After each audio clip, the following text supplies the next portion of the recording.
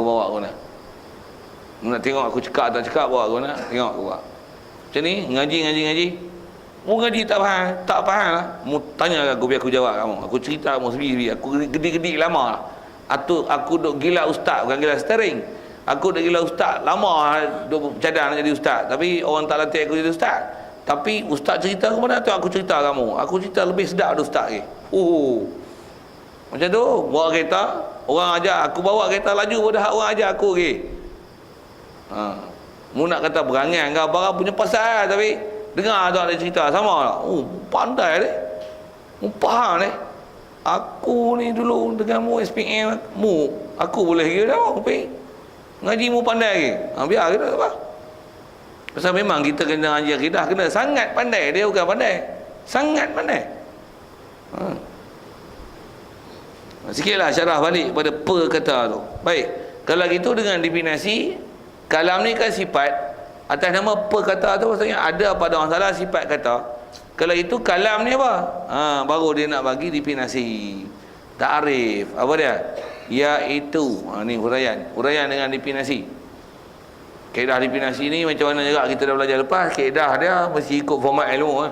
Macam kita sebut masjid. Apa dia masjid? Masjid iaitu. Nak syarah aku nak? Satu bangunan. Masjid mesti bangunan. Padang tak pergi masjid. Bagi takrif satu sampai orang dengar dia faham. Ni macam mana lagi faham kalam? Kalam ni apa? Sifat. Pasal dia bukan zat.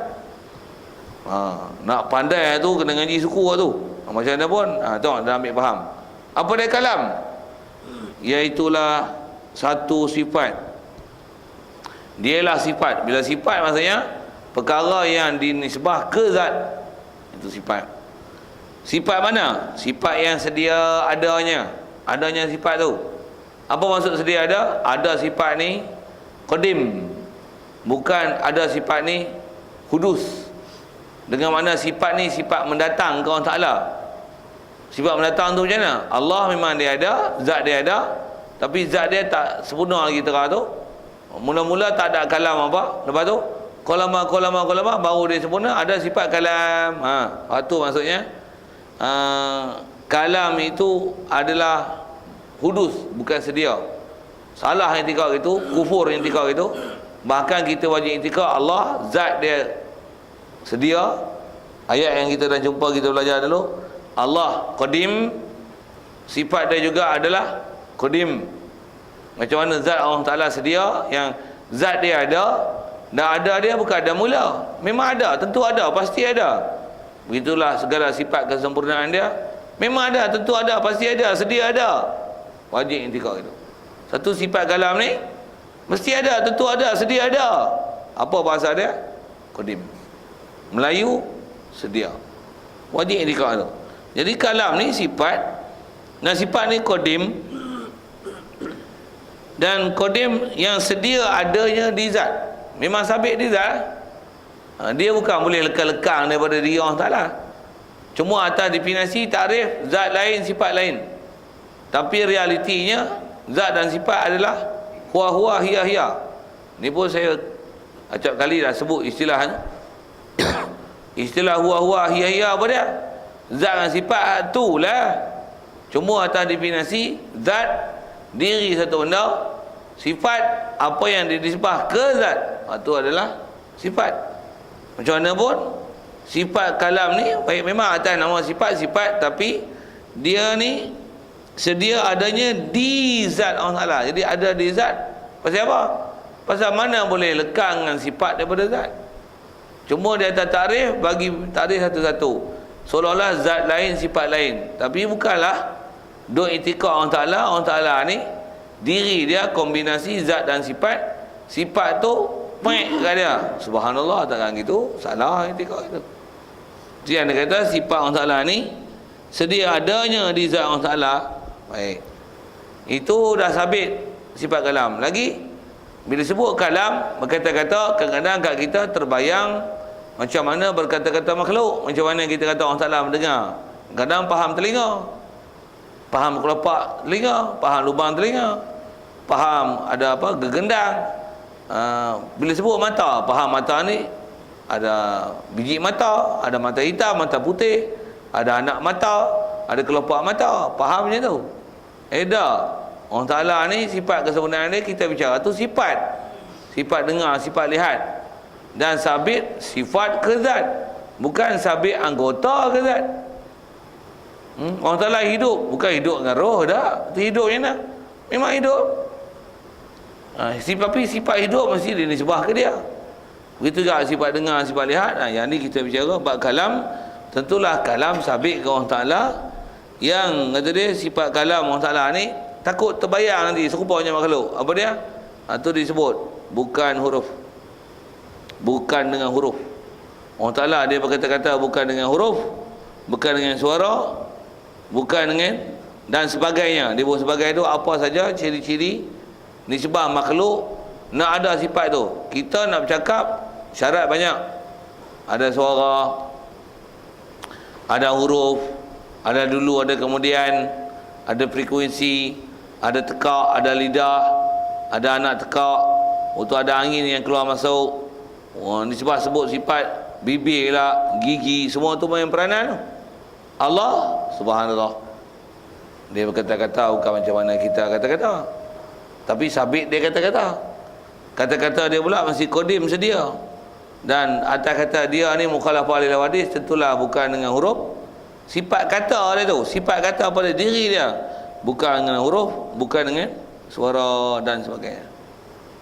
Okey. Kalau ikut tu definisi tu. Tuan dulu sekali lalu. Apa dia aku ada muskil khususnya yang kita bicara tadi tentang wajib usuli, wajib i'tiqad Allah ada pada kalam, ada pada dia sifat kalam, kalam zat dengan sifat tak boleh nak pisah. Ada beberapa isu saya sebut tadi lah, baik isu yang di sekeliling tu sambil-sambil tu, ataupun yang main topik, yang topik asas kita bicara atasnya. Aku ada masalah bahasa terjemah ke, ada bahasa tak boleh nak kutip lagi ke, tak faham lagi per dengan ber, ataupun sifat mentahnya tu kau ada tak faham, tanya aku, kau ada muskil tu dah.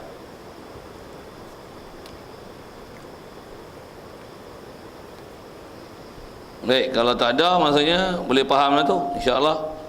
Lain kali kalau orang tanya apa mesti boleh jawab. Nak saja nak sebut tu. Jangan faham. Apa dia tak tu dek. Leceh. Macam belajar ambil lesen, faham nak buat kita ni? Faham boleh buat? Boleh. Bagi kita pegang steering. Rupanya nak betul ke tempat kursi tak erti. Nak pula steering, minyak mana pun tak tahu. Macam mana dia boleh kata dia boleh faham. Ni. Ni kena tengok. Atau kena simak. Saja buat bandingan ke kereta tu. Baik, kalau tak ada sambung lagi. Kata dia, itulah Allah Ta'ala tidak bisu. Ada sikit langkah tu. Dan dengan ada sifat kalam itulah. Dah kita dah sabit Allah Ta'ala ada kalam. Dah kata ada kalam, tentulah tak bisu lah Allah Ta'ala. Pasal apa? Dah kalam takkanlah bisu. Macam mana dia kuasa, mustahil lah lemah. Macam mana kehendak, mustahil dia terpaksa. Nisbah dia mengetahui, mustahil dia jahil.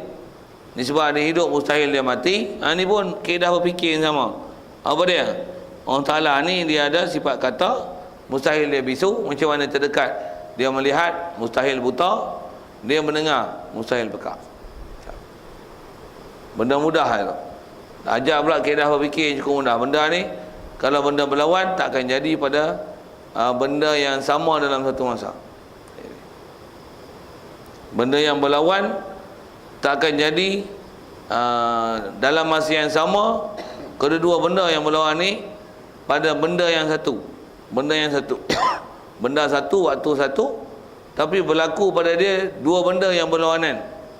Satu mustahil. Satu masalah kita duduk bicara ni, bisu dan kalam. Kalau satu ketika bisu, satu ketika kalam, yang tu kalau faham pada makhluk memang ada munasabah. Tapi kalau Allah Ta'ala, dia bisu. Kalau kata dia tak kata-kata siapa, pasal sabit bisu. Lepas tu sat boleh bercakap, sat tak boleh cakap. Pasal nak mensabitkan tak bercakap tu dengan makna bisu. Salah itu. Salah i'tiqad.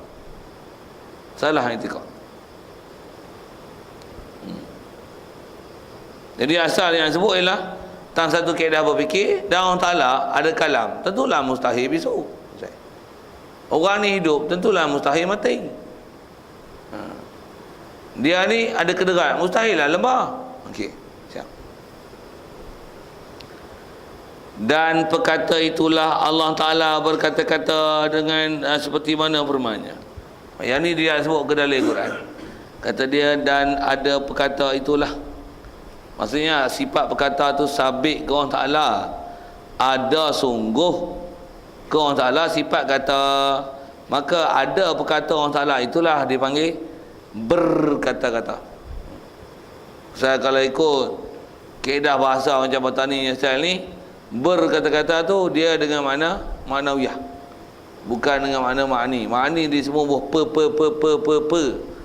Allah Ta'ala bila dia ada sifat kata, dia Tuhan yang perkata.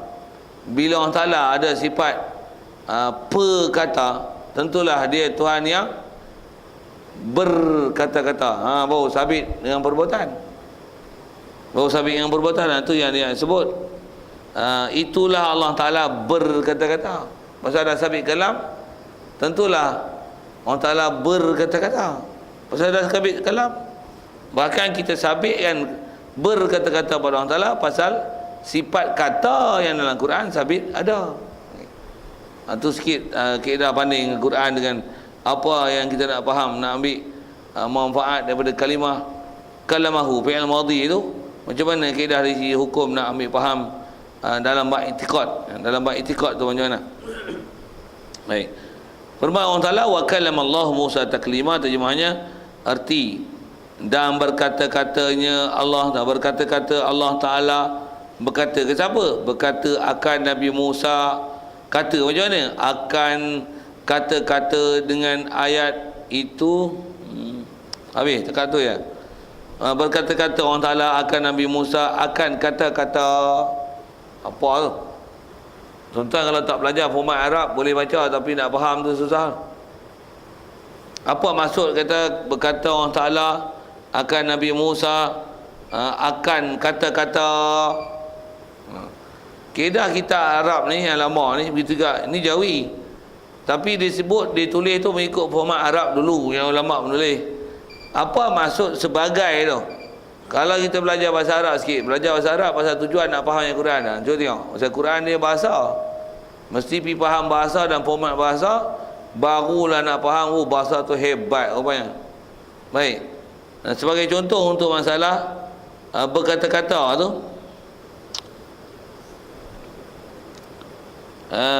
dengan makna bahasa disebut akan kata-kata, sebagai akan berkata-kata. Berkata Allah Ta'ala akan Nabi Musa akan kata-kata tu. Setengah kitab disebut berkata-kata oleh Nabi Musa sebagai berkata-kata. Nak faham sebagai tu. Yang tu kena tengok bahasa Arab sikit. Tengok tuan-tuan boleh faham, tak boleh faham. Tak boleh faham pun dengar lah cerita apa. Satu antara yang sepatutnya kena faham. Apa dia? Nak sebut contoh berkata-kata ni. Kalau katalah kita sebut ayat, katalah Ali memukul Abu, maksudnya Ali pukul Abu. Macam mana kita nak buat ayat Ali pukul Abu, pukul sungguh-sungguh? Bahasa kita pelupuh. Macam mana cakap? Ali pelupuh Abu. Apa pergi Abu ni? Kita bahasa kita pelupuh lah. Orang Arab dia kalau doroba lah. Kalau atas kaedah Arab dia tak guna, dia tak suka bahasa pelupuh tu. Kalau kata Ali memukul Abu Ali memukul Abu, bagi contoh dengan Melayu ni, kaedah Arab untuk menunjukkan dia pukul tu pukul betul-betul. Maksudnya pukul ni istilah bahasa kita pelupuh lembut. Arab dia sebut macam ni, Ali memukul Abu sebagai memukul. Apa maksudnya? Pukul sungguh-sungguh. Kalau bahasa Arab, daraba Aliyun Bakran dorban. Itu bahasa Arab. Dorban tu makna apa? Sebagai pukul, maksudnya pukul sungguh-sungguh, hayu sungguh-sungguh, bagi sekali bagi tu lebam biji mata tu.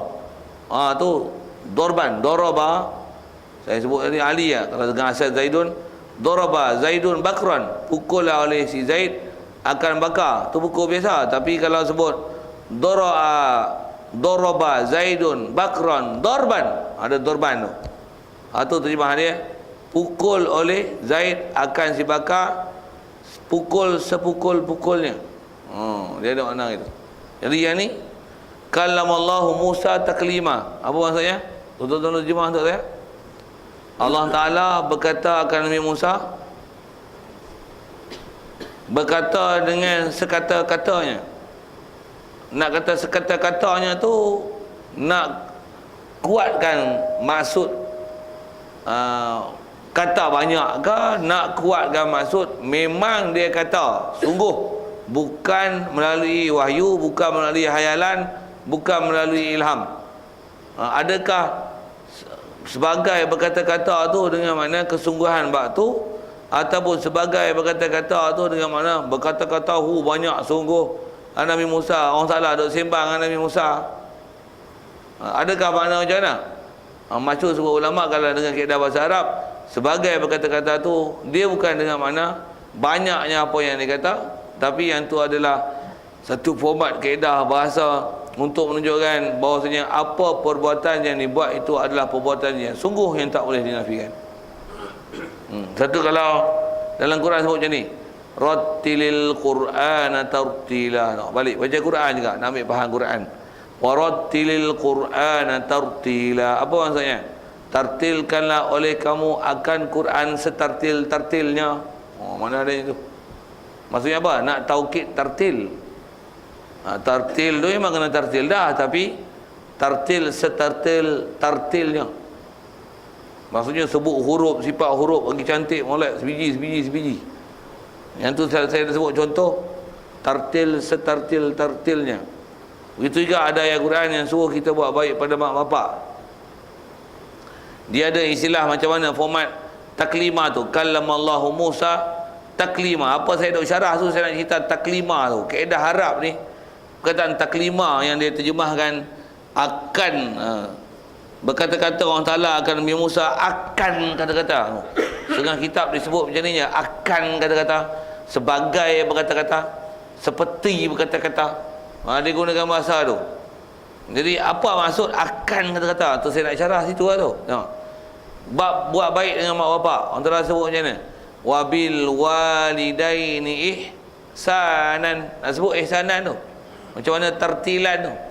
Ratil tartilan. Ihsanan kalau ikut kaedah Quran tak sebut siapa fi'il depan, tapi sebut dengan kalimah masdar, ganti daripada satu fi'il mahzuf yang kita kena andaikan mesti ada perkara tu di hadapan sebelum apa benda yang nak ditaukid itu. Jadi contoh wabil walidaini ihsana, asal terjemah dengan dua ibu bapa ihsanan.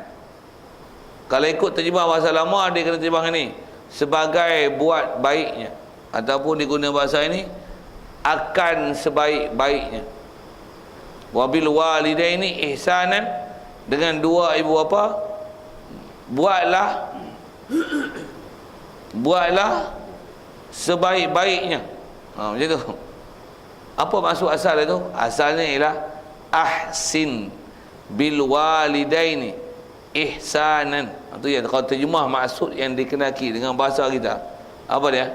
Berbuat baiklah oleh kamu akan dua ibu bapa kamu, berbuat baik dengan sebaik-baiknya. Apa maksud berbuat baik sebaik-baiknya? Bukan setakat buat baik, tapi benda yang dia tak suruh buat pun kita kena usaha pergi buat kat dia sebelum dia memintanya. Itu buat baik sebaik-baiknya. Buat baik sebaik-baiknya maksudnya kita buat baik pada dia sebelum dia minta kita buat baik, kita dah buat baik kat dia. Buat misal, pinggan banyak, mak panggil basuh. Asal saya nak sebut bahasa orang, saya nak syarah tu semua, nak syarah bil walidaini ihsanan, saya sebut sebagai berkata-kata tu. Pasal nak faham ayat Quran tu, nak menunjukkan kata wajib i'tiqad memang Allah Ta'ala berkata sungguh dengan Nabi Musa. Nak cerita hak tu. Tapi sedikit ke ayat Quran tu tentang masalah buat baik pada mak bapak.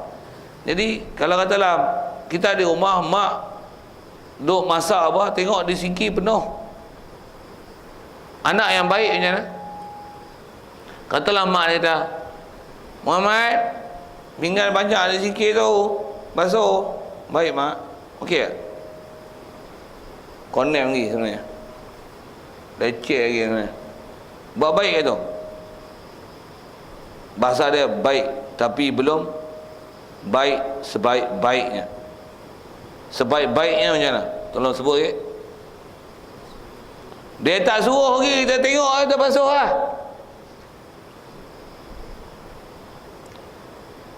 Itu maksud sebagai. Buat baiklah sebagai baik-baik, sebagai sebaik-baiknya. Bagai sebaik-baiknya. Apa seumpama diguna tu? Atau akan sebaik-baiknya.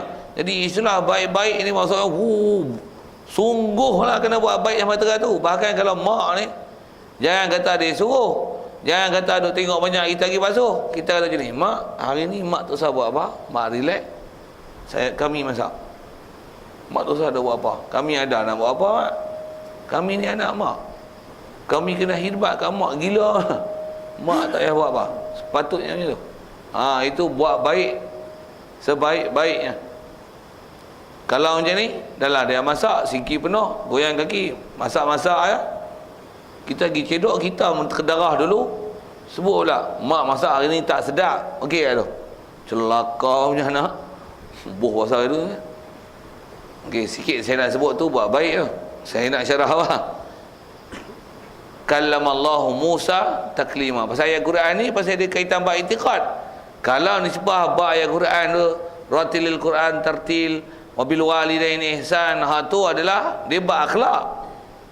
Bab akhlak kena buat macam tu. Bab i'tiqad ni maksud dia kena i'tiqad macam mana? Memang sungguh Allah Taala berkata-kata lah dengan Nabi Musa, jangan duk nafi tu. Tu maksud dia. Jadi maksudnya wajibkah i'tiqad Allah Taala ada sifat kata? Macam mana nak nafi? Boleh, pasal memang wajib i'tiqad Allah Taala kata sungguh dengan Nabi Musa. Tu. Satu di atas kuatnya ayat tu, siapa nafi kata Allah Taala berkata sungguh dengan Nabi Musa, kafir tu. Pasal ayat tu ayat power. Saya nak tunjukkan kata power dia tu terang mana. Kalau disebut buat baik pada mak bapak, disuruh buat baik teratur, yang ni wajib i'tiqad ke Nabi Musa, bukan i'tiqad itu saja, bahkan wajib pegang sungguh. Memang ada Allah Taala sifat kalam. Tu nak sebut i'tiqad tu. Ada sungguh sifat kalam. Yakin, saya yakinnya pegang tentu sungguh ada sifat kalam pada Allah Taala. Pasal Allah Taala nyatakan kepada kita, dia dengan Nabi Musa ni dia kata sungguh dengan Nabi Musa. Bukan kata sungguh-sungguh tu cakap banyak kan, tapi kata sungguh tak boleh nak dinafikan sifat berkata Allah Taala kan Nabi Musa tu. Satu sekali lagi sebut, yang siapa-siapa yang buat i'tiqad bodoh-bodoh ya Allah Taala ada sifat kata, nak apa istilahnya i'tiqadnya acuh tak acuh ya Allah Taala, tak ada sifat kalam. Memang tak ada khilaf di kalangan ulama kalau itu sikap dia dan pegangan dia kufur. Apatah lagi dengan istilah ada syak zon waham pada sifat kalam ni, kufur hukumnya. Pasal apa? Wajib yakin, wajib jazam sabit Allah Taala kalam. Pasal dilalah pada ayat Quran tu memahamkan sifat kalam pada Allah Taala ni sungguh kuat, tak boleh nak dinafi. Tu cara nak ambil faham bahasa Quran. Kalau kita baca macam mana? Berkata-kata Allah Taala akan Nabi Musa akan kata-kata. Udah kita baca pula lebih kurang tu kan. Tu yang kita mengaji bila tak dapat penjelasan betul tu, dia rasa macam faham tapi rupa tak faham lagi. Saya ngaji, saya sikit lah sebut tu. Saya ngaji, ada guru saya yang memang saya ngaji, dia kalau tempat-tempat yang tambah bab akidah macam ni, dia syarah tu sampai kita kata haluh Quran. Kalau saya lah masa saya duduk ngaji tu, dia syarah macam tu. Kalau dia cerita bab kalam ni, macam saya cerita bab lebih kurang ibu bapa, kita tak bisa ngaji pun bab tu, tapi tak ada isyarah. Mula kita kadang tak perasan lagi dia nak katok tak mana tentang kalam Allah Musa taklima tu. Dia cerita mak bapak buat baik, dia basuh pinggang gini. Pak dia sepak sekali. Wabil walidain ihsanan, asalnya ahsin ihsanan ratilil qur'ana tartila kalam Allah Musa taklima. Dia sepak tu pum. Maksudnya mungkin jangan buat main buat kalam. Memang Allah Taala ada kalam sungguh. Tu ngaji dengan cara orang memang pandai dan pakar dalam bab ilmu, tuan. Dia bagi, dia sepak sekali tu. Makan, cukup sampai mati kan. Yang tu yang saya sebut tadi. Dia bab akidah, ngaji, dengar, ambil faham. Mungkin susah sikit pasal bab Arab.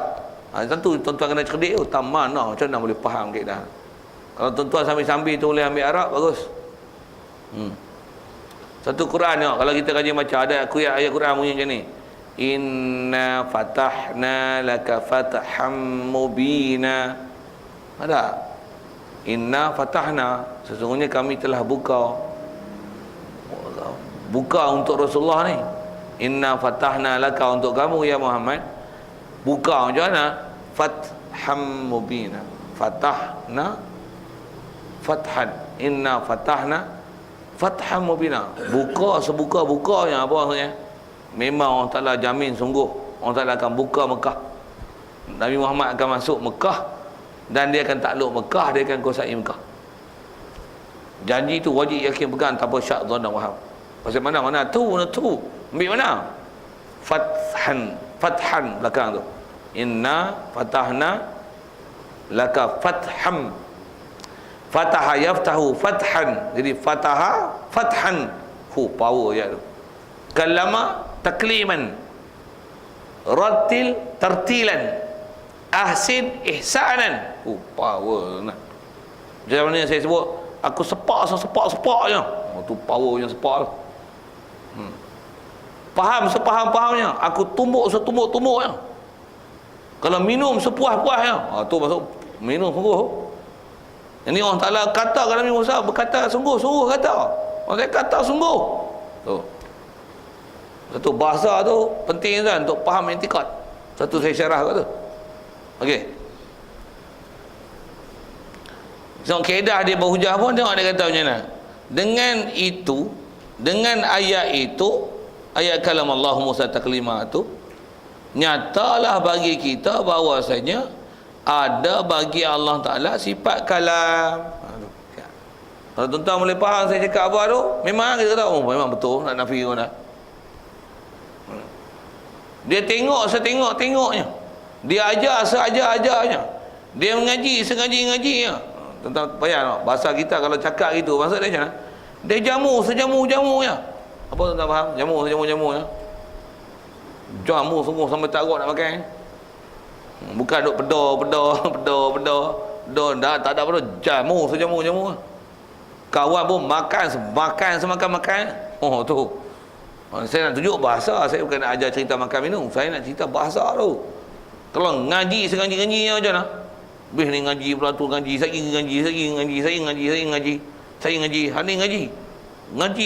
ngaji, hani gerakan. Rakam tinggal. Lagi ni ngaji pula, ngaji sengaji-ngajinya. Tu betul. Ni kalau ngaji macam ni. Macam mana? Itu mau tak mau ngaji je. Dia punya gitu. Bukan ngaji sengaji-ngajinya. Kalau ayat tu lah, Allah Ta'ala nak tak naknya kata dengan Nabi Musa, tak wajib i'tikad Allah Ta'ala kalam dengan Nabi Musa. Tapi dia kata macam mana? Kalam Allah Musa taklima. Kalama taklim. Kata sekata-katanya, maksud kata sungguh weh. Dia tebas setebas-tebas tu. Dia kelahi dengan Wahabi, bubuhnya tu, bubuh. Okey. Tu yang disebut ayat siapa dia kata macam mana? Dengan ayat itu nyata tu dia sebut tu. Terang weh. Tu saya nak tunjukkan terang tak terang ni, terang mana tu? Terang weh. Bukan watt 30 ni, watt 300 watt. Tak faham sudah bab watt tu. Nak sebut tak nisbah terang tu. Nyatalah bagi kita bahawasanya ada bagi Allah Ta'ala tu sifat kalam. Terjemah dia balik dengan yang ni perkata, yang kita selalu duk pakai berkata, dengan dalilnya. Apa dalilnya? Tuhan berkata-kata dengan Musa. Kalau ikut yang tu pun dah kuat dah tu. Yang ni bukan saja berkata-kata, tapi berkata-kata dengan Nabi Musa sebagai berkata-kata, ataupun dia guna bahasa akan kata-kata. Maksudnya kata sungguh. Okey, siap. Jadi kita nak mengaji ni, kalau katalah selalu pun duk i'tikad Allah Taala ada kalam dah. Hak tu i'tikad biasa. Ni mai ayat ni, mai ilmu je ni. Oh, patutnya tu powernya. Tuan faham. Sambil-sambil tu tuan-tuan dah belajar Arab sebenarnya. Oh, macam tu bahasa Arab ni. Kalamah. Tak apa pula belajar. Kalau sebut kaedah Arab tu, yang tu dipanggil